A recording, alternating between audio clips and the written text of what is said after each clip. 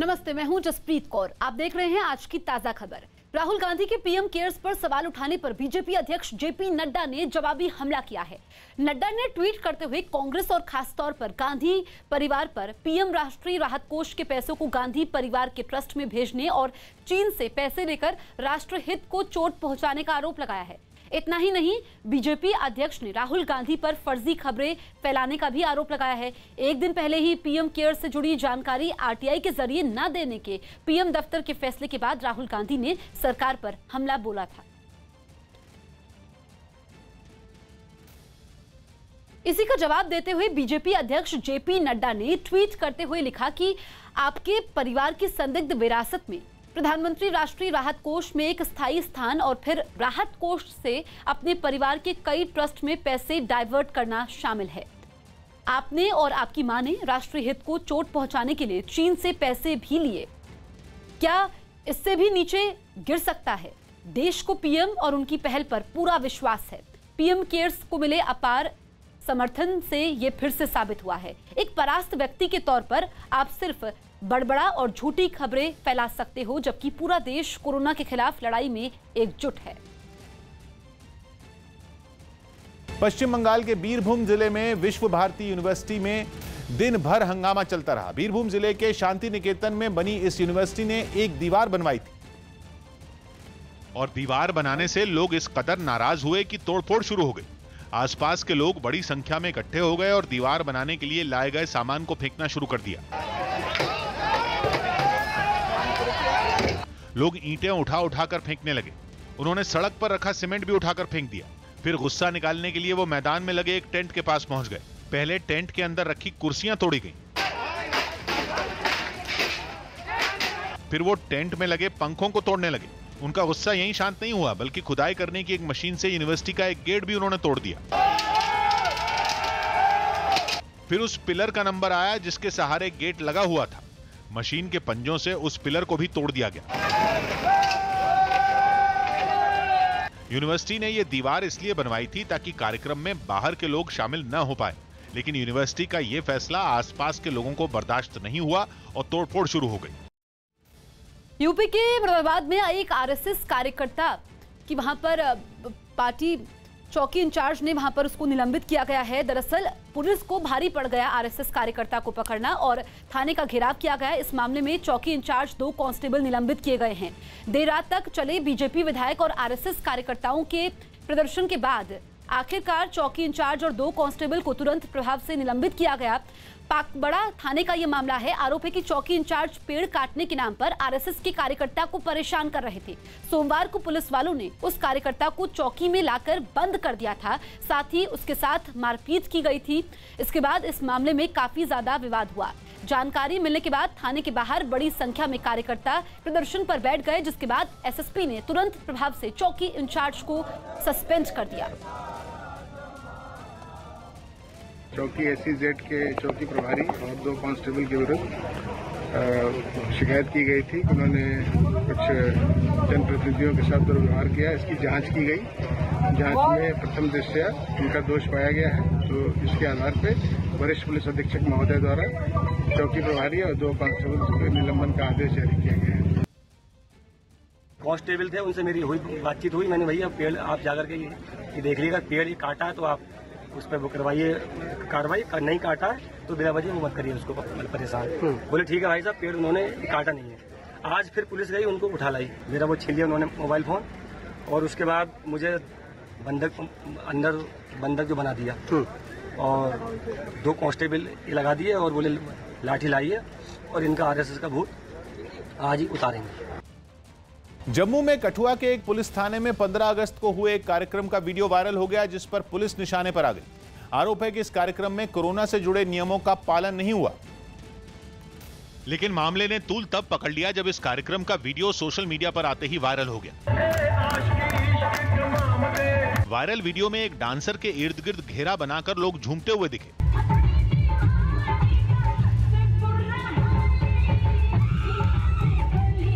पीछे खड़े कुछ पुलिसकर्मी वीडियो बनाते हुए भी नजर आए। 15 अगस्त की इस घटना का वीडियो सामने आने के बाद मामले की जांच के आदेश दे दिए गए। और अगर ये जो वीडियो है ये ऑथेंटिक पाएगी तो मैं विश्वास रखती है कि इसमें जो भी डिपार्टमेंटल कार्रवाई होगी वो की जाएगी। कार्यक्रम में न तो सोशल डिस्टेंसिंग यानी एक दूसरे से जरूरी दूरी बनाए रखने के नियम का पालन हुआ और न ही पुलिस वाले कोरोना से बचाव के लिए मास्क पहने दिखे। महाराष्ट्र के पालघर में केमिकल फैक्ट्री में धमाके के बाद आग लग गई, जिसमें एक आदमी की मौत हो गई जबकि 4 लोग घायल हो गए। बताया गया कि यह हादसा उस वक्त हुआ जब फैक्ट्री के अंदर कुछ लोग काम में जुटे हुए थे, तभी वहां आग भड़की और उसने देखते ही देखते पूरी फैक्ट्री को अपनी चपेट में लिया। आग इतनी खतरनाक थी कि दूर से ही ऊंची लपटें उड़ती हुई दिखाई दी, उससे निकलता धुआं आसमान में छा गया। बताया गया कि पहले फैक्ट्री में ब्लास्ट हुआ, उसके बाद आग चारों तरफ फैल गई, जिसके बाद फायर ब्रिगेड को इस घटना की जानकारी दी गई। खबर मिलने के बाद वहां पहुंचे दमकल के लोग आग बुझाने के काम में जुटे और काफी मशक्कत के बाद आग पर काबू पाया। धमाका इतना तेज था कि फैक्ट्री में छत और दूसरे हिस्सों को काफी नुकसान पहुंचा। धमाके की आवाज 15 किलोमीटर तक सुनी गई। मॉरिशस के समंदर में फंसा तेल का टैंकर 2 हिस्सों में टूट गया। करीब 4000 टन तेल से लदे इस जहाज में दरार आने के बाद समंदर में तेल का रिसाव शुरू हो गया था और आखिरकार ये जहाज बीच से टूट गया। टूटने के बाद जहाज का एक हिस्सा समंदर में डूबने लगा जबकि दूसरे हिस्से में भरा तेल समंदर में तेजी से रिसने लगा। इस जहाज में आई दरार लगातार चौड़ी हो रही थी, जिसके बाद उसके टूटने की आशंका जताई गई थी। हालांकि खतरे को देखते हुए इसमें भरे तेल को निकालने का काम शुरू हो गया था, लेकिन फिर भी 1000 टन से ज्यादा तेल समंदर के पानी में मिल गया। तेल की वजह से मॉरिशस के खूबसूरत समुद्री तट काली परत से ढके नजर आए। इस हादसे के बाद से ही मॉरिशस में बड़े पैमाने पर सफाई का अभियान चलाया जा रहा है, जिसमें आम लोग भी हिस्सा लेते दिखे। इसके अलावा भारत समेत कई दूसरे देश भी इस काम में मॉरिशस की मदद कर रहे हैं। अमेरिकी राष्ट्रपति चुनाव के लिए डेमोक्रेटिक पार्टी के उम्मीदवार जो बाइडेन ने भारत से रिश्ते और मजबूत बनाने पर जोर दिया। अमेरिका में डेमोक्रेटिक पार्टी के राष्ट्रपति पद के उम्मीदवार जो बाइडेन ने भरोसा दिया कि वो चुनाव जीतने के बाद भारत का साथ देंगे। जो बाइडेन ने भारत और अमेरिका के बीच संबंधों को और मजबूत बनाने पर भी जोर दिया। I said if the United States and India became closer friends and partners, then the world will be a safer place. Shaheen Bagh से जुड़े सामाजिक कार्यकर्ता शहजाद अली के बीजेपी में शामिल होते ही शाहीन बाग के प्रदर्शन का मुद्दा फिर सुर्खियों में आ गया। आम आदमी पार्टी ने आरोप लगाया कि शाहीन बाग में प्रदर्शन बीजेपी के इशारे पर हुआ था। ये सारे के सारे सवाल हम तब भी खड़े करते थे कि ये दिल्ली पुलिस के द्वारा प्रायोजित है, केंद्र सरकार के संरक्षण में प्रोटेस्ट चल रहा है। जबकि बीजेपी ने सफाई देते हुए कहा कि बीजेपी में शामिल हुए लोग खुद भी शाहीन बाग में चल रहे प्रदर्शनों से परेशान थे। शाहीन बाग में जितने लोग रहते थे सब उस धरने में शामिल थे, ऐसा कहना चाहती है आम आदमी पार्टी। मुंबई के शिवड़ी इलाके में पुलिस ने एक आदमी की हत्या के आरोप में उसकी पत्नी समेत 4 लोगों को गिरफ्तार कर लिया। आरोप है कि मारे गए आदमी को अपनी पत्नी के चरित्र पर शक था और वो इस मुद्दे पर अपनी पत्नी से मारपीट भी करता था। दावा है कि इसी बात से नाराज महिला ने मायके वालों के साथ मिलकर अपने पति की हत्या कर दी। इन चारों आरोपितों को शिवड़ी पुलिस थाने के पुलिस अधिकारियों ने अटक की है। बीसीसीआई ने सुरेश रैना का एक वीडियो शेयर किया जिसमें रैना किशोर कुमार का एक गाना गाते हुए दिखाई दिए।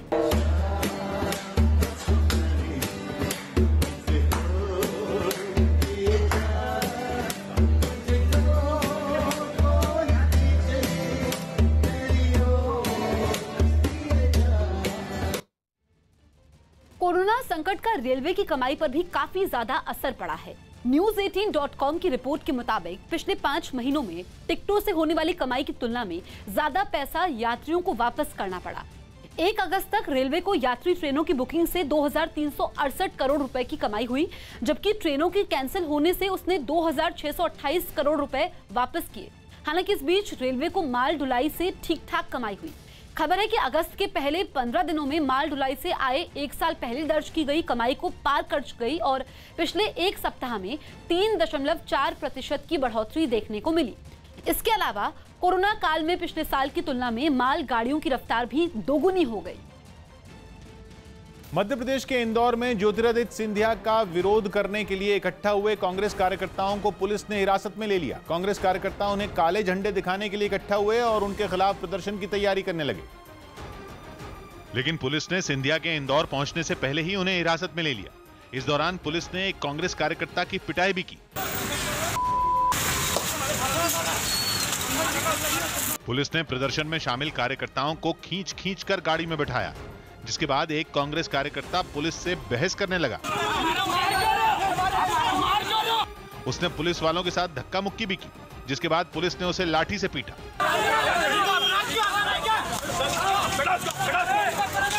पुलिस का सख्त रुख देखकर भी कांग्रेस कार्यकर्ताओं के तेवर नर्म नहीं हुए और उन्होंने सिंधिया के खिलाफ नारेबाजी जारी रखी।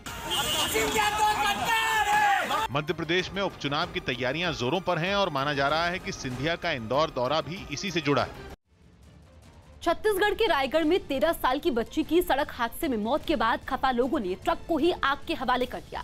घटना रायगढ़ के धर्मजगढ़ इलाके की है, जहां पर तेज रफ्तार ट्रक ने 13 साल की बच्ची को टक्कर मारी। इस हादसे में बच्ची की मौके पर ही मौत हो गई, जिसके बाद खफा लोगों ने सड़क पर जैम लगा दिया और ट्रक में आग लगाई। देखते ही देखते पूरा ट्रक जल चुका था। मौके पर पहुंची पुलिस ने खफा लोगों को सड़क से हटाया, जिसके बाद गाड़ियों की आवाजाही शुरू हो सकी। अमेरिका के कैलिफोर्निया में जंगलों में धधकती लपटों ने आग के बवंडर जैसी शक्ल ले ली।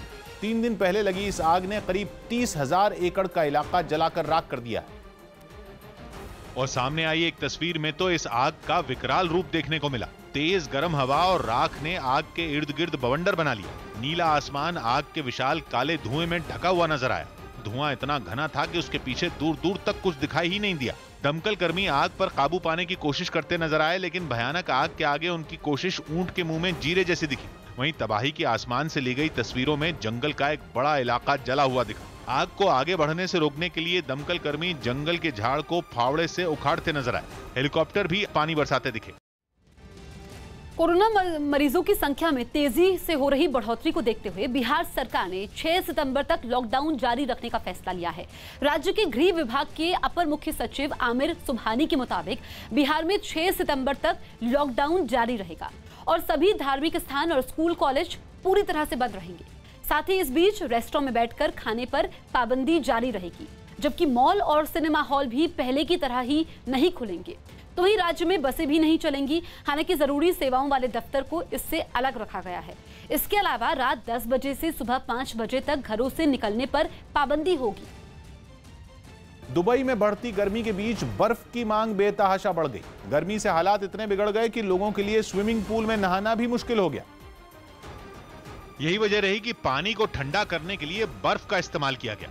सामने आई एक तस्वीर में कुछ लोग बर्फ के बड़े बड़े टुकड़ों को एक स्विमिंग पूल में डालते दिखे। इससे पहले एक गाड़ी में बर्फ के टुकड़ों को बोरियों में भरकर उस स्विमिंग पूल के करीब लाया गया और फिर कुछ लोगों ने गर्मी के हिसाब से एक एक कर बर्फ के कई टुकड़ों को पानी में डाल दिया, ताकि लोगों को नहाते वक्त गर्मी का एहसास न हो। Demand is quite high during this year just because of the pandemic. बताया गया कि गर्मियों के मौसम में दुबई के ज्यादातर लोग उन देशों का रुख कर लेते हैं जहां गर्मी कम पड़ती है, लेकिन इस बार महामारी की वजह से ऐसा नहीं हो सका। लिपुलेख विवाद के बाद भारत और नेपाल की पहली बैठक हुई। भारत और नेपाल के बीच लिपुलेख विवाद के बाद पहली बार बैठक हुई, जिसमें काठमांडू में चल रहे कई विकास के कामों की समीक्षा की गई। साथ ही भारत ने इन प्रोजेक्ट में तेजी लाने का भरोसा भी दिया। यूपी के पीलीभीत में बच्चों के बीच हुए विवाद के बाद 2 गुट आपस में भिड़ गए। इस दौरान दोनों पक्षों के बीच काफी मारपीट हुई, जिसमें 10 लोग घायल हो गए। पुलिस ने दोनों गुटों के खिलाफ केस दर्ज कर लिया। ऑस्ट्रेलिया की 2 महिला क्रिकेटरों ने आपस में शादी कर ली। लॉरा हैरिस और डिलिसा किमिंस ने इस बात की जानकारी खुद सोशल मीडिया पर दी। इसमें उन्होंने शादी की तस्वीरें भी शेयर की। दोनों ने शादी से पहले 4 साल तक एक दूसरे को डेट किया था। पीएम केयर्स फंड की कानूनी वैधता पर आज सुप्रीम कोर्ट फैसला सुनाएगी। केंद्र सरकार ने इसी साल मार्च में कोरोना और इसी तरह की बड़ी आपदा से लड़ने के लिए पीएम केयर्स फंड बनाया था। पीएम केयर्स फंड में कोई भी व्यक्ति या संस्था दान दे सकती है और केंद्र सरकार इस पैसे का इस्तेमाल आपदा में लोगों को राहत पहुंचाने के लिए करती है। एक जनहित याचिका में इसके गठन को चुनौती दी गई है। पीएम केयर्स फंड के प्रमुख पीएम होते हैं और सरकार ही इसको चलाती है, लेकिन इसका ऑडिट कैग के बजाय निजी कंपनी करेगी। इसके अलावा पीएम केयर्स फंड सूचना के अधिकार यानी आरटीआई के तहत भी नहीं आएगा। इसी वजह से इसकी पारदर्शिता पर भी सवाल उठाए गए हैं। उत्तर प्रदेश के 75 जिलों में 15 पर बाढ़ का कहर टूटा तो करीब 750 गांव चपेट में आ गए। राज्य में बहने वाली ज्यादातर नदियां खतरे के निशान से ऊपर बहती दिखीं और इनमें लखीमपुर खीरी की हालत कुछ ज्यादा ही खराब नजर आई, जहां पहाड़ों पर हो रही बारिश की वजह से शारदा, घाघरा और करनाली नदी उफान पर है। और इसका असर जिले की 3 तहसीलों के 60 गांवों में नजर आया। जहां आबादी वाले इलाकों में घुस चुकी नदियां तेजी से कटान करती दिखी। करनाली नदी में उफान आने से निघासन तहसील का बड़ा इलाका खतरे में नजर आया, तो वहीं शारदा नदी की वजह से बलिया तहसील पानी में समाती दिखी। अभी तक तो ये बहुत कटान हो गया और सब लोगों के हजारों एकड़ कट गए हैं। खेत खलियान ही नहीं, नदियों ने घरों तक पैठ बनाकर लोगों का जीना दूभर कर दिया। नदियों के इस रूप के बाद अपने इलाके की बर्बादी देखने के अलावा लोगों के पास कोई चारा नहीं रहा। कई जगहों पर सड़कें कट गईं, तो कई जगहों पर सड़कें डूब गईं। कई गांव तो बाढ़ की वजह से टापू में बदलते नजर आए। कहीं आने जाने के लिए गिनती की नावों का सहारा बचा और लोग प्रशासन से मदद नहीं मिलने की शिकायत करते नजर आए। कोई अधिकारी घर में नहीं आया, कोई देखने नहीं आया। कुछ ऐसा ही हाल हापुड़ के पास गढ़मुक्तेश्वर का दिखा, जहां गंगा का पानी आसपास के गांवों में घुस गया। सड़क पर आप देखिए किस तरीके से पानी भरा हुआ है। इस पूरे इलाके की अगर बात की जाए तो करीबन 8 से 10 गांव हैं जो कि इस वक्त पानी से भरे हुए हैं। परेशान लोग ट्रैक्टर के अलावा बैलगाड़ी से सुरक्षित ठिकानों की तरफ जाते दिखे। यूपी के प्रयागराज में पैसे के लेन देन को लेकर दो पक्षों में जमकर मारपीट हुई। दोनों ही पक्षों ने एक दूसरे पर लात घूंसों से जमकर हमला किया। खास बात ये रही कि मौके पर मौजूद पुलिस पूरे मामले में मूक दर्शक बनी रही। जानकारी के मुताबिक एक महिला ई रिक्शा चालक अपनी बहन के साथ सिविल लाइंस इलाके से गुजर रही थी। इसी बीच एक एजेंट जो पैसों के लिए लगातार परेशान कर रहा था, मौके पर पहुंच गया। बताया गया कि उसने ई रिक्शा की चाबी निकाली, जिसके बाद पहले तो दोनों पक्षों में कहासुनी हुई और देखते ही देखते मारपीट शुरू हो गई। इस बीच लोगों ने भी लड़कियों का साथ दिया और उस एजेंट की धुनाई कर दी। मारपीट खत्म होने के बाद पुलिस ने दोनों तरफ से मामला दर्ज किया और फिलहाल जांच में जुटी है। थाईलैंड की राजधानी बैंकॉक में एक एग्जीबिशन में कोरोना से बचाव के लिए लोगों का तापमान मापने वाला एक रोबोट तैनात किया गया। 5G तकनीक से लैस इस रोबोट को थाईलैंड की एक टेलीकॉम कंपनी ने बनाया है, जो एग्जीबिशन में अपने सामने से गुजरने वाले लोगों का तापमान चेक करता नजर आया। इस रोबोट में थर्मल स्कैनर लगा है जो ये बता सकता है कि सामने खड़े शख्स को बुखार है या नहीं। इतना ही नहीं, कार्यक्रम में कुत्ते की डील डॉल वाला एक दूसरा रोबोट सैनिटाइजर लिए इधर से उधर मंडराता दिखा। अपने सेंसर के जरिए ये रोबोट लोगों की मौजूदगी भांपता और उनके पास जाकर उन्हें सैनिटाइजर के इस्तेमाल के लिए जागरूक करता नजर आया। एग्जीबिशन में इसके अलावा भी कुछ दूसरे रोबोट तैनात दिखे। शास्त्रीय गायक पंडित जसराज का अमेरिका के न्यू जर्सी में निधन हो गया और जब कोरोना संकट शुरू हुआ तब वो अमेरिका में थे, तब से वो अमेरिका में ही थे। लेकिन 90 साल की उम्र के पंडित जसराज का अचानक दिल का दौरा पड़ने की वजह से निधन हो गया। पंडित जसराज को शास्त्रीय गायन के लिए पद्मश्री, पद्म भूषण और पद्म विभूषण सम्मान मिल चुका था। 2006 में खोजे गए एक नए ग्रह का नाम इंटरनेशनल एस्ट्रोनॉमिकल यूनियन ने पंडित जसराज के नाम पर किया था और पंडित जसराज पहले ऐसे भारतीय कलाकार बने जिन्हें इस तरह का सम्मान दिया गया। पंडित जसराज के निधन पर पीएम नरेंद्र मोदी और राष्ट्रपति रामनाथ कोविंद ने भी ट्वीट कर श्रद्धांजलि दी। तुर्की की फर्स्ट लेडी से आमिर खान की मुलाकात पर वीएचपी ने नाराजगी जताई। आमिर खान ने तुर्की की फर्स्ट लेडी से मुलाकात की, जिस पर विश्व हिंदू परिषद ने नाराजगी जताई। आमिर खान फिल्म लाल सिंह चड्ढा की शूटिंग के लिए तुर्की में मौजूद हैं। आजकल कुछ नेता अभिनेता अपने आर्थिक हित साधने के लिए राष्ट्रीय हितों को भी परवान चढ़ाने पर तुले हुए हैं। दिल्ली के नेब सराय में पुलिस ने एक बदमाश को गिरफ्तार कर लिया। इस पर 25,000 रुपए का इनाम था। पकड़ने से पहले पुलिस ने उसे घेरा और सरेंडर करने को कहा, लेकिन बदमाश ने पुलिस पर फायरिंग शुरू कर दी। पुलिस ने भी जवाबी फायरिंग की, जिसमें बदमाश गोली लगने से घायल हो गया। यूपी के आगरा में प्रशासन ने मंगलवार से जिम और रेस्टोरेंट खोलने की इजाजत दे दी, लेकिन अभी ताजमहल और लाल किला नहीं खुलेगा। आगरा में सभी स्मारक 17 मार्च से कोरोना के खतरे की वजह से बंद हैं। पटना में एक गाड़ी में हवा भरवाते समय सिलेंडर में धमाका हो गया, जिसमें एक आदमी घायल हो गया। ये धमाका इतना जोरदार था कि कुछ देर के लिए वहां अफरा तफरी मच गई। दिल्ली के मोरी गेट इलाके में कुछ लोगों ने काफी हंगामा किया। इस दौरान उन्होंने मारपीट की और खड़ी गाड़ियों को तोड़ दिया। आरोप है कि ये लोग एक लड़के को ढूंढते हुए इलाके में पहुंचे और वहां हंगामा शुरू कर दिया। इस दौरान बदमाशों ने हवा में फायरिंग भी की। पुलिस ने इस मामले में केस दर्ज कर लिया है। 30-35 बंदे आए थे और उनके हाथ में हथियार बंद थे पूरे, और आने के बाद उन्होंने सारी गाड़ियां, शीशे वगैरह सारे तोड़े। दिल्ली के पास गुरुग्राम में एक नाबालिग से मारपीट का वीडियो सामने आया है। इस वीडियो में कुछ लड़के एक नाबालिग की बुरी तरह से पिटाई कर रहे हैं। साथ ही नाबालिग के साथ गाली गलौज भी कर रहे हैं। वीडियो में कुछ लड़के पहले तो इस नाबालिग की पिटाई करते हैं, फिर उसे धमकाते हुए उठक बैठक लगाने को भी कहते हैं। पीड़ित नाबालिग लंदन में पढ़ता है और फिलहाल अपने माता पिता के पास गुरुग्राम आया हुआ है। पीड़ित नाबालिग की मां ने इस मामले में गुरुग्राम पुलिस के पास शिकायत दर्ज करवाई है। आरोपी की पिटाई के बाद आरोपियों ने लड़के के साथ अश्लील हरकतें भी की। पुलिस ने मामला तो दर्ज कर लिया है, लेकिन अभी तक आरोपियों की पहचान नहीं हो पाई है। लोगों ने उसके साथ मिलके और मारपीट की, उसका अश्लील वीडियो बनाया गया और उसको धमकी दी गई कि अगर तू डिस्क्लोज करेगा तो ये वीडियो हम दिखा देंगे, और उसके साथ अश्लील हरकतें की गई, जिसके संबंध में हमने केस रजिस्टर कर लिया है और इसमें इन्वेस्टिगेशन की जा रही है। पहाड़ों पर रुक रुक कर होने वाली भारी बारिश ने उत्तराखंड के धारचूला इलाके में रहने वालों की मुसीबत बढ़ा दी।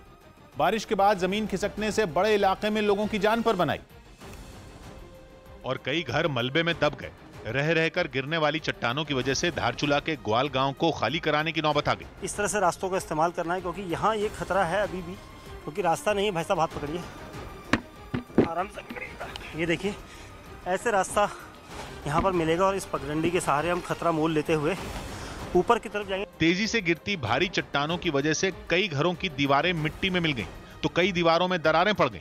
आने जाने के रास्तों पर मलबा जमा हो जाने से मुश्किलें बढ़ गईं और जान बचाने के लिए शिविरों में रहने को मजबूर महिलाएं घर परिवार को लेकर चिंतित नजर आईं। ले जाने का ना रास्ता है, ना सामान बचा पा रहे, ना खुद को बचा पा रहे। बताया गया कि लगातार जमीन खिसकने से अब इलाके के सबसे बड़े बाजार धारचूला मार्केट पर चट्टानों के गिरने का खतरा है। रोजाना बिगड़ते हालात की जानकारी मिलने पर इलाके के विधायक भी मौके पर पहुंचे और मलबा हटाने के काम में लगे लोगों को निर्देश देते दिखे। इसको अगर नहीं बनाया जाएगा तो निश्चित तौर पे धारचूला पूरा जो है हमारा जो मेन मार्केट है वो खत्म हो जाएगा। हालांकि खतरों को टालने के लिए प्रशासन के लोग काम में जुटे नजर आए। आंध्र प्रदेश के विजयवाड़ा में एक हैरान करने वाली घटना सामने आई। बताया गया कि वहां एक आदमी ने एक कार के अंदर बैठे 3 लोगों को जिंदा जलाने के लिए पेट्रोल डालकर कार को आग लगा दी, जिसके बाद सड़क किनारे खड़ी वो कार आग की लपटों से घिरी नजर आई। बताया गया कि आग लगने के बाद कार के अंदर बैठे 3 लोग किसी तरह अपनी जान बचाकर उससे बाहर निकले। काफी देर तक उस कार से आग की लपटें निकलती रही। फिर दमकल विभाग की एक गाड़ी वहां पहुंची और उसने आग को बुझाने का काम शुरू किया। घटना के वक्त वहां लोगों की भीड़ जुट गई, जिसमें कुछ अपने मोबाइल से जलती कार का वीडियो बनाते नजर आए। बताया गया कि जलने वाली कार के अंदर 4 लोग बैठकर बातें कर रहे थे और आरोप है कि उन्हीं में से एक ने अचानक वहां पेट्रोल डालकर आग लगा दी और खुद भाग गया। इस घटना में बाकी के 3 लोग झुलस गए, जिन्हें इलाज के लिए अस्पताल भेजा गया। जर्मनी के फ्रैंकफर्ट में भारत विरोधी प्रदर्शन कर रहे कुछ पाकिस्तानियों और खालिस्तानियों से एक शख्स अकेला ही बढ़ गया। जर्मनी में रह रहे प्रशांत वेंगुर्लेकर इस वक्त फ्रैंकफर्ट की उसी सड़क पर थे जब कुछ लोग भारत विरोधी नारेबाजी करते हुए मार्च निकालने लगे। उसी वक्त प्रशांत ने प्रदर्शनकारियों का वीडियो रिकॉर्ड करना शुरू कर दिया। प्रशांत के हाथ में भारत का झंडा था, इसलिए कुछ लोगों ने उसके साथ बदतमीजी शुरू कर दी। उस वक्त प्रशांत ने पुलिस को बुला लिया। प्रदर्शनकारी भारत विरोधी नारेबाजी करते हुए आगे बढ़ते गए और प्रशांत भी उनका पीछा करते हुए घटना का वीडियो रिकॉर्ड करने लगा। थोड़ी दूर जाने के बाद प्रदर्शनकारियों ने उसे फिर पहचान लिया और उसके साथ बदतमीजी शुरू कर दी, लेकिन प्रशांत ने भी जवाब देने में देर नहीं की। बाप बाप होता है, बेटा बेटा होता है, बाप बाप होता है, बाप बाप होता है। जब कुछ लोग प्रशांत की तरफ बढ़ने लगे तो प्रशांत ने सारे जहां से अच्छा हिंदुस्तान हमारा गाना शुरू कर दिया। सारे जहां से अच्छा। विदेश में बसे एक देशभक्त हिंदुस्तानी का हौसला देखकर भारत विरोधियों के होश उड़ गए। इन लोगों के खिलाफ हम पुलिस में जाने वाले हैं और ये इनका हर साल का यही चलता रहता है, देश को गाली देना, हमारे देश को गाली देना। भारत के खिलाफ जर्मनी में ये प्रदर्शन 15 अगस्त के दिन हो रहे थे। इराक में के प्रदर्शन के समय फायरिंग हो गई। इराक की बसरा में गवर्नर के खिलाफ प्रदर्शन कर रहे लोग फायरिंग के बाद भड़क गए। इन लोगों ने सुरक्षा कर्मियों पर भी हमला कर दिया और वहां खड़ी कई गाड़ियों पर आग लगा दी। जम्मू कश्मीर के कुलगाम में कुछ आतंकवादियों ने सीआरपीएफ के कैंप पर फायरिंग कर दी। मौसम विभाग ने पश्चिम बंगाल, झारखंड, छत्तीसगढ़ और मध्य प्रदेश के कई इलाकों में भारी बारिश की चेतावनी जारी की। आंध्र प्रदेश के प्रकाशम जिले में एक पेट्रोल पंप पर भीषण आग लग गई। बताया गया कि हादसा उस वक्त हुआ जब तेल भरने के समय एक ट्रक का टायर फट गया और उसकी वजह से वहां आग लग गई। गुजरात के गिर सोमनाथ में सरस्वती नदी का पानी उफान पर है, जिसकी वजह से नदी के निचले इलाकों में पानी भर गया है। सोमनाथ का मोक्ष पीपला मंदिर करीब करीब पूरी तरह से पानी में डूब चुका है। सरस्वती नदी का पानी किनारा तोड़कर तेजी से निचले इलाकों में भर रहा है। मोक्ष पीपला मंदिर में भी 5 से लेकर 5 फीट तक वहां पर पानी भर चुका है। इसके अलावा मंदिर के आसपास की दुकानें भी पानी में डूब चुकी हैं। अगले कुछ दिन भी बारिश की आशंका है, जिसकी वजह से यहां के लोगों की मुश्किलें और ज्यादा बढ़ सकती हैं। तो गिर सोमनाथ में बाढ़ जैसे हालात हो गए हैं। आप देखिए कि निचले इलाकों में नदी का पानी भर चुका है। मोक्ष पीपला मंदिर भी पानी में डूबा है, कई फीट तक पानी है। बाढ़ जैसे हालात है, पानी का बहाव काफी ज्यादा है, पूरा मंदिर डूब चुका है, जिस वजह से लोगों को दिक्कतें हैं और अब यहां तक लोग भी नहीं पहुंच पा रहे हैं और अगले कुछ दिन भारी बारिश की आशंका है। ऐसे में ऐसे ही हालात बने रहने की संभावना है। उत्तराखंड के अल्मोड़ा में तेज बहाव में फंसे 2 लोगों को सुरक्षित बचा लिया गया। नदी किनारे बकरियों को चराने गए ये दोनों आदमी अचानक पानी बढ़ने से वहीं फंस गए, जिसके बाद पुलिस और एसडीआरएफ ने मिलकर रस्सी की मदद से उन दोनों को बाहर निकाला। हालांकि नदी के दूसरी तरफ फंसे उन दोनों आदमियों को बचाना उतना आसान नहीं था। उफनती लहरों के सामने एक छोटी सी चूक भी जानलेवा साबित हो सकती थी, लेकिन उन 2 जिंदगियों को बचाने के लिए रेस्क्यू ऑपरेशन शुरू कर दिया गया। सबसे पहले एक बुजुर्ग को रस्सी की मदद से खींचकर नदी के एक किनारे से दूसरे किनारे तक लाया गया। इसके बाद दूसरे आदमी को बचाने की कवायद शुरू हुई। इस आदमी ने सबसे पहले खुद को रस्सी से अच्छी तरह बांधा और फिर तेज धारा में उतर गया, लेकिन नदी में उतरते ही उसके हाथ से रस्सी छूट गई और वो लहरों के साथ बहने लगा। लेकिन पेट पर रस्सी बंधी होने की वजह से वो ज्यादा दूर नहीं जा पाया और नदी किनारे मौजूद एक बचाव कर्मी ने उसे पकड़ लिया और वो भी सुरक्षित किनारे तक आ गया। गुजरात के अमरेल में भारी बारिश के बाद आसपास के इलाकों में पानी भर गया है। कई इलाकों में तो कमर तक पानी भर चुका है। सड़कें पानी से लबालब भरी हुई दिखाई दी, जबकि बच्चों के खेलने के पार्क तक पानी में डूबे हुए हैं। इलाके में जहां तक नजर जाती है सिर्फ पानी ही पानी दिखाई दे रहा है। कुछ इलाकों में तो साफ पीने के पानी की भी दिक्कत शुरू हो गई है। फेसबुक मामले पर कांग्रेस और बीजेपी के बीच विवाद बढ़ गया। फेसबुक मामले पर कांग्रेस और बीजेपी के बीच विवाद बढ़ गया। राहुल गांधी ने आरोप लगाया कि भारत में फेसबुक पर बीजेपी का कब्जा है, जिसके बाद पार्टी के दूसरे नेताओं ने केंद्र सरकार पर हमला किया। आज सरकार कांग्रेस को अटैक कर रही है, लेकिन WSJ की रिपोर्ट ने कुछ बड़े नाजुक मुद्दों को उठाया है, उससे कैसे भागेंगे? लेकिन बीजेपी ने कांग्रेस के हर आरोप को सिरे से खारिज कर दिया। कंट्रोल से बाहर कांग्रेस जा रही है और उसका प्रलाप राहुल गांधी कर रहे हैं। बेंगलुरु हिंसा में हुए नुकसान पर कर्नाटक सरकार ने बड़ा फैसला लिया। सरकार ने साफ किया कि नुकसान की भरपाई दोषियों की संपत्ति से की जाएगी। इससे पहले यूपी सरकार ने भी ऐसा ही किया था। नागरिकता कानून के खिलाफ प्रदर्शन के दौरान यूपी में हुई हिंसा के बाद दोषियों की संपत्ति से नुकसान की भरपाई की गई थी। नासिक के त्र्यंबकेश्वर मंदिर के कुछ पुजारियों ने मुंबई में MNS नेता राज ठाकरे से मुलाकात की और मंदिर खोलने की मांग की, जिसके बाद राज ठाकरे ने भी इनकी मांगों का समर्थन किया। उन्होंने पूछा कि जब मॉल खुल सकते हैं तो मंदिर क्यों नहीं। दिल्ली के कई इलाकों में भारी बारिश हुई, जिसके बाद मूलचंद अस्पताल के आसपास के इलाके समेत कई इलाकों में पानी भर गया। इस बारिश की वजह से लोगों को जैम का सामना भी करना पड़ा। थोड़ी सी बारिश के बाद मूलचंद फ्लाईओवर के पास जल भराव यहाँ पर देखने को मिल रहा है। उत्तर प्रदेश में इलाहाबाद हाईकोर्ट और लखनऊ बेंच बंद रहीं। कोरोना के खतरे की वजह से अदालत को बुधवार तक बंद रखने का फैसला लिया गया था। हालांकि इस दौरान ऑनलाइन केस दर्ज किए जा रहे हैं, लेकिन सुनवाई सिर्फ जरूरी मामलों की ही तय की गई है। गैंगस्टर विकास दुबे के एनकाउंटर के बाद ब्राह्मणों के मुद्दे पर यूपी का सियासी घमासान थमता नजर नहीं आ रहा है, क्योंकि विपक्षी पार्टियों के बाद अब इस बारे में बीजेपी के ही एक विधायक ने अपनी सरकार से कई सवाल पूछे। यूपी का विधानसभा सत्र 20 अगस्त से शुरू होने वाला है, जिसमें पार्टी विधायक देवमणि द्विवेदी ने सरकार से ब्राह्मणों की हत्या से जुड़ा सवाल पूछा। इसके अलावा उन्होंने हत्या के मामले में हुई गिरफ्तारियों की भी जानकारी मांगी है। उन्होंने सरकार से ब्राह्मणों की सुरक्षा के लिए बनाई गई रणनीति के बारे में भी पूछा और ब्राह्मणों को हथियारों का लाइसेंस देने का मुद्दा उठाया। गुजरात के गिर सोमनाथ में जान जोखिम में डालकर कुछ लोग बाढ़ के पानी में स्टंट करते नजर आए। पानी की तेज लहरों के बीच छलांग लगाने वाले लोगों का यह खतरनाक वीडियो वायरल हो गया। जिसमें सरस्वती नदी के बाढ़ के पानी में कुछ लोग बेपरवाह होकर छलांग लगाते दिखे। इससे पहले ये लोग एक सड़क के ऊपर से बह रहे बाढ़ के पानी के बीच पहुंचे और फिर वहां तेज लहरों में थोड़ी देर खड़े रहे, लेकिन तभी इनमें एक लड़का कलाबाजी मारते हुए नदी में कूद गया। फिर क्या था, देखते ही देखते वहां खड़े कुछ और लोगों ने भी लबालब नदी में छलांग लगाना शुरू कर दिया।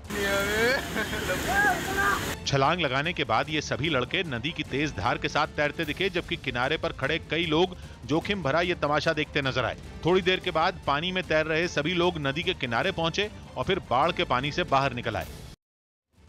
इराक के बरसा में एक सामाजिक कार्यकर्ता की हत्या के बाद सरकार विरोधी प्रदर्शन फिर से तेज हो गए हैं।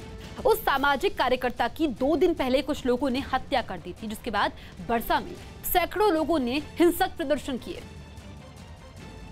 और जब पुलिस ने प्रदर्शनकारियों पर सख्ती दिखाई तो हंगामा कर रहे सारे लोग भाग खड़े हुए। हिंसक प्रदर्शन कर रहे लोगों को काबू करने के लिए पुलिस ने आंसू गैस के गोले दागे और हवा में कई गोलियां भी चलाई। पुलिस की इस कार्रवाई से खफा लोगों ने शहर के एक इलाके में जमकर आगजनी की। साथ ही पुलिस की एक गाड़ी को भी आग के हवाले कर दिया। प्रदर्शनकारियों ने ये आरोप भी लगाया कि उनसे निपटने के लिए पुलिस ने उन पर गोलियां भी चलाई।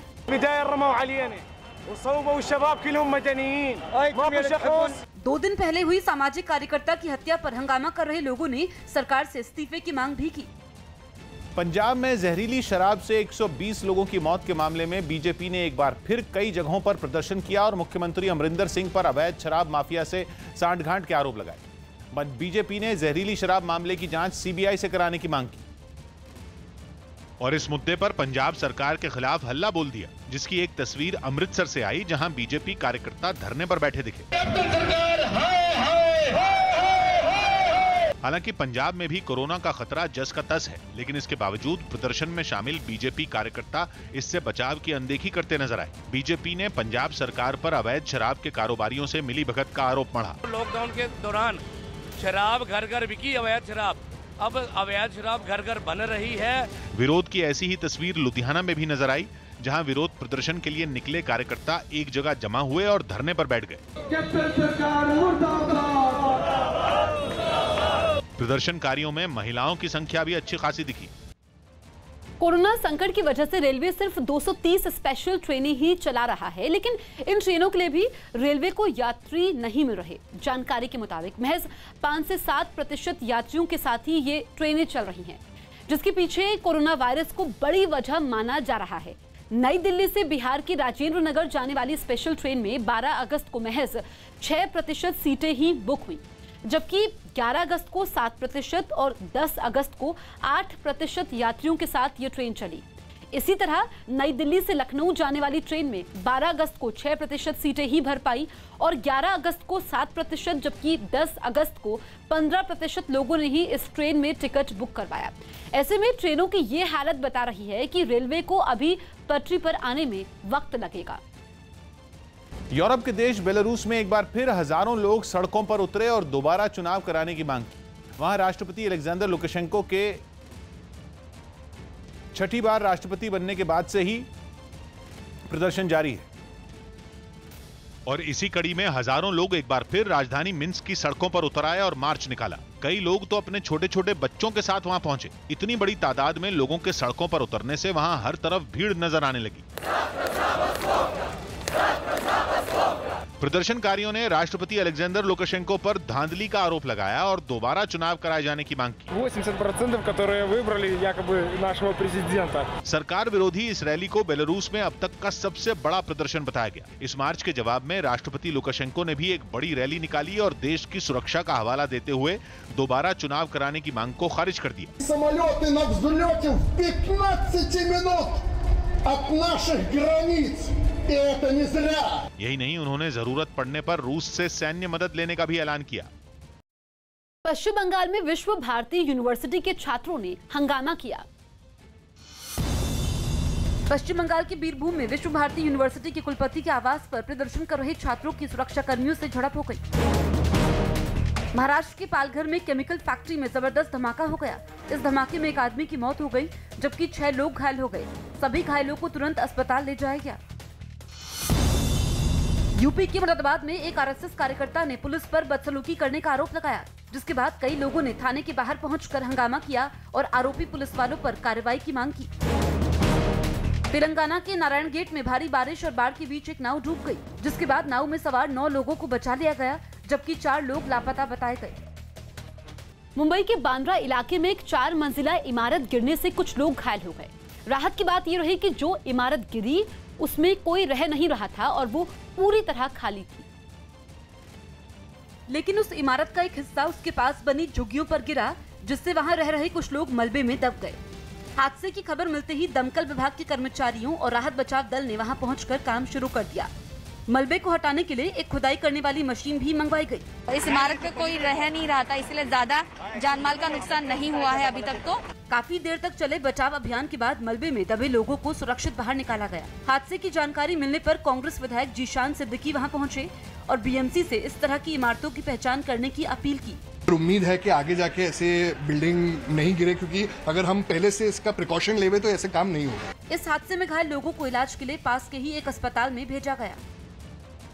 राजस्थान के जोधपुर में बालकनी गिरने से मकान मालिक की मौत हो गई। यह हादसा उस वक्त हुआ जब वो बाहर से अपने घर के अंदर दाखिल हो रहा था, तभी उसके घर की बालकनी भरभरा कर नीचे गिर गई और वो आदमी मलबे के नीचे दब गया। इस हादसे का एक वीडियो भी सामने आया जिसमें घर के गेट को बंद कर वो आदमी अंदर की तरफ जाता दिखा, लेकिन जैसे ही वो घर के दरवाजे तक पहुंचा उसके ऊपर पूरी बालकनी गिर गई। हादसे की जानकारी मिलते ही आसपास के लोग घटना वाली जगह पहुंचे और मलबे में दबे उस आदमी को बाहर निकालने की कोशिश में जुट गए, लेकिन जब तक लोग उसे मलबे से बाहर निकालते उसकी सांसें थम चुकी थी। इस हादसे की जानकारी पुलिस को भी दी गई, जिसके बाद कुछ पुलिस वाले मौके पर पहुंचे और वहां मौजूद लोगों की मदद से शव को पोस्टमार्टम के लिए भेजने में जुट गए। मध्य प्रदेश के दमोह जिले में लोग जान का जोखिम उठाकर बटाघाट का पुल पार कर रहे हैं। नदी के तेज बहाव की वजह से यहाँ पर पानी पुल के ऊपर से बह रहा है। बावजूद इसके लोग पानी की तेज धारा के बीच पुल पार करने को मजबूर है। एक दिन पहले ही पानी के इसी तेज बहाव में एक बुजुर्ग अपनी साइकिल के साथ बह गया था। इतना ही नहीं, पानी का बहाव इतना तेज है कि इसमें एक गाय भी देखते ही देखते बह गई। दरअसल यहाँ पर कभी पानी का बहाव कम हो जाता है तो कभी काफी तेज होता है। इसी वजह से लोग पानी की रफ्तार का अंदाजा नहीं लगा पाते और इसमें फंस जाते हैं। तो खतरा उठाकर पुल पार कर रहे हैं लोग। आप देखिए दमोह की तस्वीरें, यहाँ पर कभी पानी का बहाव काफी तेज होता है, कभी कम हो जाता है और देखिए मवेशी भी लोग पार करवा रहे हैं और ये जान जोखिम में डालने जैसा है, मौत को बुलावा देने जैसा है इस तरीके से पुल को पार करना, लेकिन लोग मजबूर हैं। दिल्ली में होटल, जिम और साप्ताहिक बाजार खोले जाने पर आज फैसला हो सकता है। आज दिल्ली डिजास्टर मैनेजमेंट अथॉरिटी की बैठक है। इसमें उपराज्यपाल अनिल बैजल, मुख्यमंत्री अरविंद केजरीवाल के साथ साथ दूसरे अधिकारी भी शामिल होंगे। दिल्ली सरकार पहले ही होटल, जिम, साप्ताहिक बाजार खोलने के पक्ष में है, लेकिन राज्यपाल इससे जुड़े दिल्ली सरकार के एक फैसले को पहले ही पलट चुके हैं। इसके बाद केजरीवाल सरकार ने केंद्र सरकार से होटल, जिम और साप्ताहिक बाजार खोलने की इजाजत देने की मांग की है।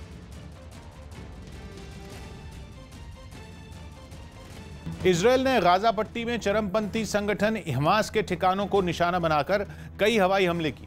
2 दिन पहले हमास की तरफ से इजरायल पर गुब्बारों के जरिए बम गिराए गए थे, जिसके बाद देर रात इजरायल ने भी जवाबी कार्रवाई की और गाजा में हमास के कई ठिकानों को निशाना बनाते हुए हमले कर दिए। हमलों के बाद वहां जोरदार धमाके के साथ तेज लपटें उठती दिखाई दी। इस दौरान वहां टैंकों से गोले दागे जाने की आवाजें भी सुनाई दी। इजरायल के इस हमले में कई लोग घायल हो गए, जिन्हें कुछ लोग एक गाड़ी की मदद से अस्पताल भेजते दिखाई दिए। इसके अलावा हवाई हमले में कई मकानों को भी नुकसान पहुंचा। शरद पवार की कोरोना रिपोर्ट नेगेटिव आई। एनसीपी नेता शरद पवार की कोरोना जांच रिपोर्ट नेगेटिव आई। हालांकि उनके घर में 2 सुरक्षा कर्मियों समेत कुछ लोग कोरोना पॉजिटिव पाए गए, जिसके बाद पवार ने एहतियात बरतते हुए खुद को अलग कर लिया। यूपी के मुरादाबाद में सीबीआई ने ग्रामीण बैंक के जनरल मैनेजर को गिरफ्तार कर लिया। उन पर टेंडर के बदले 50,000 रुपए की रिश्वत लेने का आरोप है। साथ ही सीबीआई ने जांच के दौरान आरोपी के घर से 5 लाख रुपए और दूसरी चीजें भी जब्त की हैं। गुजरात के नडियाद में अहमदाबाद वडोदरा हाईवे पर 2 कारों में जबरदस्त भिड़ंत हो गई। इस हादसे में 5 लोगों की मौत हो गई, जबकि 5 लोग गंभीर रूप से जख्मी हो गए। फिलहाल इन घायलों का अस्पताल में इलाज जारी है। जापान के टेनिस खिलाड़ी के निशिकोरी की कोरोना रिपोर्ट पॉजिटिव आई, जिसके बाद उन्हें यूएस ओपन से बाहर होना पड़ा। निशिकोरी को हल्के लक्षण थे और उन्होंने खुद को सभी से अलग कर लिया। यूपी में एसपी और बीएसपी के बाद अब बीजेपी भी ब्राह्मण कार्ड खेलने की तैयारी में है। बीजेपी विधायक उमेश द्विवेदी के मुताबिक राज्य में रहने वाले गरीब ब्राह्मणों के बीमा के लिए पार्टी मसौदा तैयार कर रही है, जिसमें जीवन बीमा के अलावा मेडिकल इंश्योरेंस की स्कीम को भी शामिल किया गया है। बताया गया कि इस स्कीम के जरिए गरीब ब्राह्मणों को इलाज में काफी सहूलतें मिल सकेंगी। बीजेपी नेता ने दावा किया कि गरीब ब्राह्मणों के बीमा के मसौदे को जल्द ही मुख्यमंत्री के सामने रखा जाएगा। चाहे वो बीमा का क्षेत्र होगा कि उनकी बीवियों के लिए तो अनुदान मिल जाए, इस पे तमाम सारा काम चल रहा है। गुजरात में भारी बारिश और बाढ़ का सितम थमने का नाम नहीं ले रहा। सौराष्ट्र के कई जिलों में तो रिकॉर्ड तोड़ बारिश की वजह से बाढ़ ने खतरनाक रूप ले लिया। कच्छ में भी भारी बारिश के बाद हालात काफी बिगड़ गए और मांडवी तहसील से तो रोंगटे खड़े कर देने वाली तस्वीरें सामने आई, जहां सैलाब में 70 से ज्यादा भैंसें और 7 गायें बह गईं। इस मंजर को देख लोग सहम उठे। कच्छ के दक्षिणी किनारे पर मौजूद मुंद्रा बंदरगाह से सामने आई एक तस्वीर में खाली कंटेनर पानी में कागज की कश्ती की तरह बहते हुए दिखा। सौराष्ट्र के ही बोटाद जिले में भारी बारिश के बाद जर्जर हो चुके एक मकान की दीवार गिरने का वीडियो सामने आया, जिसने लोगों को डरा दिया। कुदरत के गुस्से से सौराष्ट्र का जामनगर भी नहीं बचा। वहां से सामने आई एक तस्वीर में एक गाड़ी सैलाब के बीच फंस गई। गाड़ी में 5 लोग बैठे थे, जिन्हें काफी कोशिश के बाद बचा लिया गया। जूनागढ़ में भी भारी बारिश राहत के साथ आफत लेकर आई। रिहायशी इलाकों में पानी भरने से लोग अपने घरों में कैद हो गए। नदियां तो जैसे अपना रास्ता भूल गईं। सड़कें जलमग्न होने से कई गांवों का संपर्क भी टूट गया। कुछ ऐसी ही तस्वीरें गिर सोमनाथ जिले से भी सामने आई। वो पानी बढ़ता ही जा रहा है और पिछले 2 घंटे से यहाँ पे जो वाहन चालक है वो रुके हुए है। गिर सोमनाथ में रावल नदी और सरस्वती नदी का जलस्तर खतरे के निशान से काफी ऊपर चला गया, जिससे वहां कई इलाकों में बाढ़ आ गई। सौराष्ट्र की तरह दक्षिण गुजरात और उत्तर गुजरात के जिलों में भी बादलों से बरसी आफत ने बाढ़ का गंभीर रूप ले लिया, जिससे सूरत सबसे ज्यादा प्रभावित हुआ। ड्रोन से ली गई तस्वीरों में बाढ़ का भयानक मंजर नजर आया। कई इलाके बाढ़ में डूबे दिखे। लिंबायत इलाके में तो 4 फीट से ज्यादा पानी भर गया। हादसे की आशंका को देखते हुए वहां कई मकानों को भी खाली करा लिया गया। सूरत में भारी बारिश से बिगड़े हालात पर लोगों ने नाराजगी भी जताई। 5 दिन से हजारों लोग ऐसे कि जहाँ तक खाने का फूड पैकेट भी नहीं पहुँच सका, पानी पीने का भी नहीं पहुँच सका, बिजली भी नहीं है। दक्षिण गुजरात के नवसारी जिले में भी भारी बारिश की वजह से अंबिका, पूर्णा और कावेरी नदी ने खतरनाक रूप ले लिया। उत्तर गुजरात के बनासकांठा जिले में भी लगातार हुई बारिश के बाद सड़कों पर पानी भर गया, जिससे लोगों की मुश्किलें काफी बढ़ गईं। छत्तीसगढ़ के बिलासपुर में लगातार हो रही बारिश की वजह से लोगों की मुश्किलें लगातार बढ़ती जा रही है। हालात ये हो चुके हैं कि कई इलाकों में पानी भर गया है। कुछ जगहों में तो पानी घर के भीतर भी घुस गया है। कुछ जगहों पर तो गाड़ियां भी पानी में डूबी हुई दिखाई दी और सड़कें तालाब में तब्दील हो चुकी है। अगर इसी तरह से बारिश होती रही तो बिलासपुर के लोगों की मुश्किलें और ज्यादा बढ़ सकती हैं। चीन के चॉन्चिंग में एक चिड़ियाघर में दुनिया की सबसे उम्रदराज मादा पांडा का 38वां जन्मदिन मनाया गया।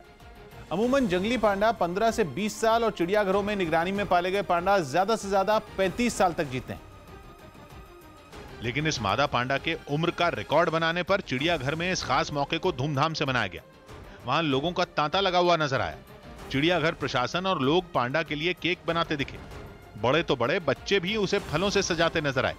फिर पांडा को बाड़े से निकालकर केक के पास लाया गया। तस्वीरें देखकर लगा कि पांडा को केक पर ढेर सारे फलों और पत्तों की सजावट काफी पसंद आई, क्योंकि वो उसके पास ही डेरा जमाकर बैठ गई और केक के चटकारे लेती दिखी।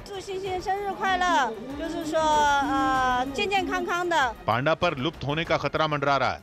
ये मादा पांडा इसलिए भी खास है क्योंकि इसने 10 बच्चों को जन्म दिया है और इसके करीब 153 वंशज दुनिया के 20 से भी ज्यादा देशों में रह रहे हैं।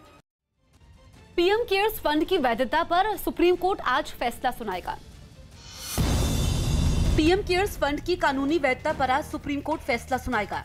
इस फंड को केंद्र सरकार ने कोरोना महामारी से लड़ने के लिए बनाया था, जिसके मुखिया पीएम हैं। छत्तीसगढ़ के धर्मजगढ़ में एक तेज रफ्तार ट्रक की चपेट में आने से एक लड़की की मौत हो गई, जिसके बाद इलाके के गुस्साए लोगों ने ट्रक में आग लगा दी। हंगामे के बाद पहुंची पुलिस ने लोगों को शांत करवाया। लखनऊ में सेंट्रल बार एसोसिएशन स्कूल में फीस माफी के मुद्दे पर आज विधानसभा का घेराव करेगा। इस प्रदर्शन में वकीलों के साथ साथ बच्चों के परिवार वाले भी शामिल होंगे।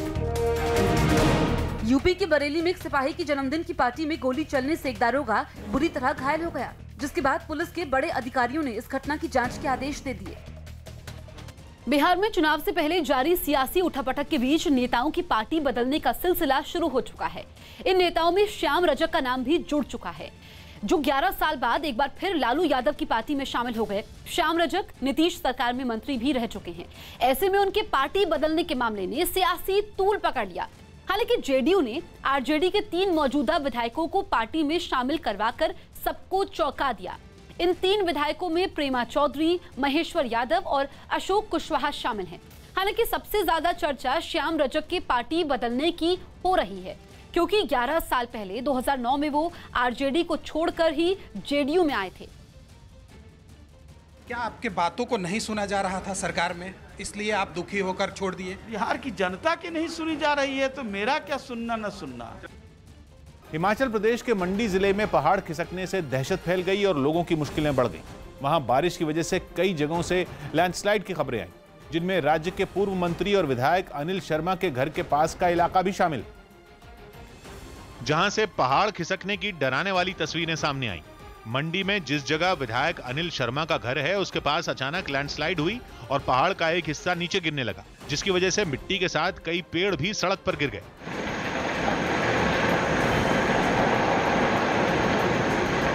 नतीजा ये हुआ कि ढेर सारा मलबा इकट्ठा होने की वजह से रोड ब्लॉक हो गई, जिसकी वजह से वहां से आने जाने वाले लोगों की दिक्कत बढ़ गई। कुछ लोग तो जान जोखिम में डालकर रास्ता पार करते नजर आए। इस बीच प्रशासन की तरफ से ये संकेत मिले कि वो मौसम के हिसाब से रास्ता साफ करने का इंतजाम करेगा, यानी कि लोगों की परेशानी दूर होने में थोड़ा समय लग सकता है। जैसे हमारे को सिचुएशन थोड़ी अंडर कंट्रोल लगती है, तब हम उनको दोबारा डिप्लॉय करेंगे और ये रोड जो है वो अपना यातायात के लिए तो इसको खोल देंगे। हालांकि छोटी गाड़ियों के आने जाने के लिए प्रशासन ने वैकल्पिक इंतजाम किए ताकि लोगों को थोड़ी राहत मिल सके। ओडिशा के मलकानगिरी में बाढ़ से प्रभावित गांवों से 35 लोगों को सुरक्षित निकाला गया है। लगातार हो रही बारिश के बाद मलकानगिरी में साबेरी नदी का पानी गांव में घुस गया है। ज्यादातर गांव में बाढ़ जैसे हालात हैं। इसी बीच मलकानगिरी की राहत और बचाव की टीम को जानकारी मिली कि बोडिया ब्लॉक में कुछ लोग बाढ़ के पानी में पिछले कई दिनों से फंसे हुए हैं। इसके बाद राहत और बचाव की टीम ने अपनी नाव से 35 लोगों को सुरक्षित निकाला। पिछले 1 हफ्ते से मलकानगिरी में लगातार भारी बारिश हो रही है, जिसकी वजह से कई गांवों से संपर्क भी टूट चुका है। छत्तीसगढ़ के बिलासपुर में सैलाब के बीच फंसे एक शख्स का खौफ से भर देने वाला वीडियो सामने आया है। दावा है कि उसने नशे की हालत में उफान पर बह रहे बिलासपुर के खूंटाघाट बांध में छलांग लगा दी थी और यह आत्महत्या करने जैसा था, क्योंकि बांध के बढ़ते जलस्तर को देखते हुए वहां चेतावनी जारी की गई थी, लेकिन उसने खतरे के बावजूद बांध पर बने पुल से छलांग लगा दी। पानी का बहाव इतना तेज था कि वो बहते हुए काफी दूर चला गया और एक बड़े पत्थर पर जाकर फंस गया। 16 घंटे तक वो इसी तरह पेड़ की एक टहनी को पकड़कर मौत के मुंह में फंसा रहा और उसे बचाने की एक भी कोशिश काम नहीं आई। वो पूरी रात सैलाब के बीच डटा रहा। पानी ठंडा था, इसलिए उसकी तबीयत भी बिगड़ने लगी। जब आपदा प्रबंधन की टीम ने भी हाथ खड़े कर दिए, तब पुलिस ने भारतीय वायुसेना से मदद मांगी। इसके बाद एक मी-17 हेलीकॉप्टर की मदद से उसे एयरलिफ्ट किया गया और 16 घंटे बाद उसे मौत के मुंह से बाहर निकाला जा सका। मध्य प्रदेश के दमोह में जमीन के विवाद में 2 पक्षों में जमकर लाठियां चली। इस मारपीट में करीब 10 से 12 लोग घायल हुए हैं। बताया गया कि यह विवाद पिछले 1 हफ्ते से चल रहा था, लेकिन सोमवार को कब्जे को लेकर दोनों पक्षों में मारपीट शुरू हो गई। दोनों ही तरफ से लोग हाथों में लाठियां लेकर पहुंचे और एक दूसरे पर हमला कर दिया। सामने आए मारपीट के एक वीडियो में साफ दिखाई दिया कि एक शख्स तो लाठी लगते ही जमीन पर गिर पड़ा। मौके पर पहुंची पुलिस ने मारपीट का मामला दर्ज कर लिया है और फिलहाल जांच में जुटी है। जम्मू कश्मीर के बारामूला के आतंकी हमले में शहीद हुए पुलिस और सीआरपीएफ के जवानों का बदला सुरक्षा बल ने 1.5 घंटे के भीतर ही ले लिया। इस हमले को अंजाम देने वाले लश्कर के 2 आतंकियों को मुठभेड़ में ढेर कर दिया गया, जो हमले को अंजाम देने के बाद इलाके में ही छिप गए थे। लेकिन सुरक्षा बल के जवानों ने हमलावर आतंकियों की तलाश में फौरन वहां पर बड़ा सर्च ऑपरेशन चलाया, जिसके बाद चारों ओर से घिर चुके आतंकियों ने फायरिंग शुरू कर दी। सीआरपीएफ ने भी जवाबी कार्रवाई में आतंकियों को ढेर कर दिया। बताया जा रहा है कि मारे गए आतंकी लश्कर के हैं, जो सेब के एक बागीचे में छिपे हुए थे। मिलिटेंट मरा है, उससे भारी मात्रा में जो है वो वेपन और बाकी दूसरे सामान जो है वो रिकवर हुआ है। इससे पहले आतंकियों ने घात लगाकर पुलिस और सीआरपीएफ के जवानों पर हमला किया। हमले के फौरन बाद घायल जवानों को इलाज के लिए अस्पताल ले जाया गया, लेकिन उन्हें बचाया नहीं जा सका। इस बात की जानकारी मिलते ही पुलिस और सीआरपीएफ के बड़े अधिकारी घटना वाली जगह पर पहुंचे। सीआरपीएफ पुलिस के नाका पर उसको अंधाधुंध फायरिंग कर दिया, जिसमें हमारे 2 सीआरपीएफ जवान और 1 हमारे पुलिस के शहीद हो गए। इस हमले में शहीद हुए पुलिस के जवान मुजफ्फर अली डार का शव जब उनके गांव पहुंचा तो उनके अंतिम दर्शनों के लिए लोगों की भीड़ उमड़ पड़ी। पाकिस्तान के मुख्य विपक्षी नेता मौलाना फजल उर रहमान ने भारत को लेकर बड़ा बयान दिया है। फजल उर रहमान ने कहा कि कल तक पाकिस्तान श्रीनगर को भारत में मिलाने के बारे में सोचता था, लेकिन आज हम लोग ये सोच रहे हैं कि मुजफ्फराबाद को भारत से कैसे बचाएं। आज हिंदुस्तान ने उनके स्टेटस को खत्म किया और अमली तौर पर उसको हिंदुस्तान का हिस्सा करार दिया और हम पसपाई की तरफ चले गए। आज कल हम क्या सोच रहे थे, आज हम क्या सोच रहे हैं? कल हम ये सोच रहे थे कि हमने श्रीनगर कैसे लेना है, आज हम ये सोच रहे हैं कि हमने मुजफ्फराबाद कैसे बचाना है। सुप्रीम कोर्ट ने नीट और जेईई की परीक्षाएं टालने की मांग खारिज कर दी। सुप्रीम कोर्ट ने कोरोना के खतरे की वजह से नीट और जेईई की परीक्षाएं टालने की मांग खारिज कर दी। यानी अब ये परीक्षाएं अगले महीने अपने तय समय पर होंगी। मेडिकल में दाखिले के लिए होने वाली नीट परीक्षा 13 सितंबर, जबकि इंजीनियरिंग के लिए होने वाली जेईई मेन की परीक्षा 1 से 6 सितंबर के बीच करवाई जाएगी। कांग्रेस के निलंबित नेता संजय झा ने दावा किया कि कांग्रेस के 100 से ज्यादा नेता पार्टी के काम करने के तरीके से नाराज हैं और उन्होंने सोनिया गांधी को चिट्ठी लिखकर अपनी नाराजगी भी जाहिर की। हालांकि कांग्रेस ने ऐसी किसी भी चिट्ठी मिलने से इनकार किया। पाकिस्तान के राजनीतिक दल जमात-ए इस्लामी के समर्थकों ने कराची में प्रदर्शन किया, जिसमें उन्होंने यूएई और इजरायल के बीच हुए समझौते पर अपना विरोध जताया। साथ ही प्रदर्शनकारियों ने पाकिस्तान से यूएई के साथ अपने संबंधों को तोड़ने की भी मांग की।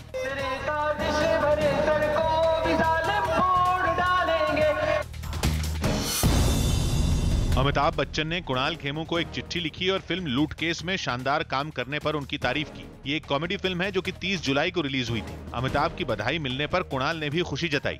लास्ट टाइम पूछ रहा हूँ, किसका बैग है? किधर था रे तू? कितना ढूंढा मेरे तेरे को पूरा जिंदगी। नेपाल के पहाड़ी इलाकों में लगातार हो रही बारिश और बैराज से लाखों क्यूसेक पानी छोड़े जाने के बाद यूपी के गोंडा में घाघरा नदी ने अपना किनारा तोड़ दिया है। नदी का पानी अब गांव में भरने लगा है। गोंडा के तरफगंज और करनैलगंज तहसील में हालात सबसे ज्यादा खराब है। यहां पर कई जगह पर कमर तक पानी भरा हुआ है। कई गांवों के मकान भी पानी में डूबे हुए दिखाई दे रहे हैं। गाँव में बाढ़ आने के बाद लोग घर छोड़कर ऊंची जगहों पर चले गए हैं। नेपाल के पहाड़ों पर लगातार हो रही बारिश से घाघरा नदी का जलस्तर इतना बढ़ गया कि बाराबंकी के कई गांव टापू में बदल गए। बाढ़ की वजह से कई गांवों का जिला मुख्यालय से संपर्क टूट गया और खेत खलिहान, सड़क, स्कूल, अस्पताल, घरद्वार सब पानी की वजह से एक जैसे नजर आने लगे। बताया गया कि घाघरा के ऐसे तेवर की वजह से 4 तहसील के कम से कम 50 गांव जलमग्न हो चुके हैं। घाघरा नदी का पानी सिर्फ गांव में नहीं है, स्कूलों और अस्पतालों तक भी पहुंच चुका है। हालांकि अधिकारी नहीं पहुंचे हैं, कोई सुविधा नहीं पहुंची है, लेकिन इस जल ने अपना तांडव शुरू कर दिया है। खेतों में करीब 6 फुट तक पानी जमा होने से धान की फसल तो बर्बाद हो ही गई, गन्ने की फसल भी बर्बाद होती दिखी। ऐसे में घर के बाहर पानी से घिरे मचान पर बैठे एक किसान इससे परेशान नजर आए। हमारी परेशानी नहीं है, अभी 8-9 दिन से टिका पड़ा है, पानी न टूट रहा न बढ़ रहा। पानी के प्रलय की वजह से यहाँ रहने वालों का एकमात्र सहारा नाव ही बचा, लेकिन कम नावों और जरूरतें ज्यादा होने की वजह से मुश्किलें कम होने का नाम नहीं ले रही। बताया गया कि इलाके के लोग तो इस मुसीबत का जैसे तैसे सामना कर रहे हैं, लेकिन असली मार बेजुबान